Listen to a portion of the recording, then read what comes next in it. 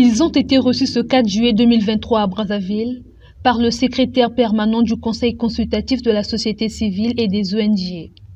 L'Association nationale des élus locaux du Congo est allée faire part au secrétaire permanent de cette institution de la République des mots qui mineraient la décentralisation dite administrative en République du Congo. Le Conseil consultatif de la société civile et des ONG au Congo est pour nous un pan, on va dire, qui nous sert d'interface entre le pouvoir exécutif et nous,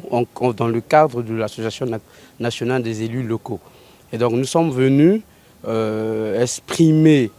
auprès du Conseil consultatif de la société civile notre préoccupation, sinon nos préoccupations, les préoccupations des élus locaux en ce qui concerne la non-tenue de la session ordinaire, dite administrative, du mois de mai.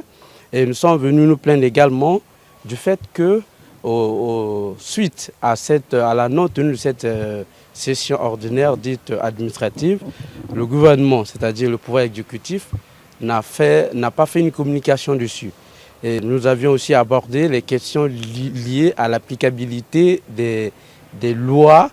qui régissent la décentralisation dans notre pays.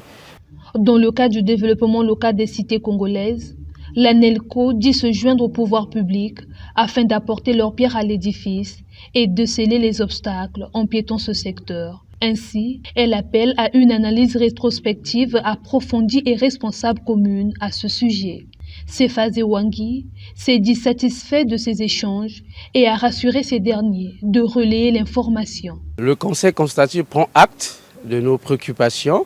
et le Conseil consultatif nous a promis effectivement de jouer son rôle qui est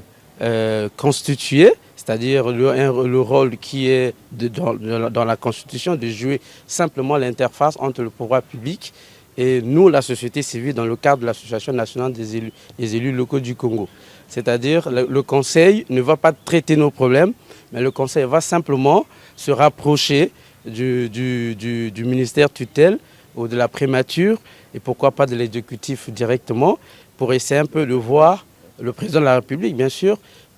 pour essayer de voir quelles sont des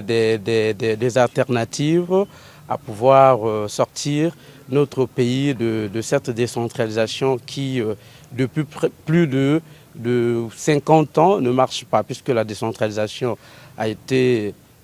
actée dans notre pays en 1973. Malgré un vent d'une décennie ayant permis la tenue régulière des sessions ordinaires des conseils locaux et un poignet de réalisation de la municipalisation accélérée, la décentralisation en République du Congo peine à prendre concrètement son envol depuis sa mise en place en 1973.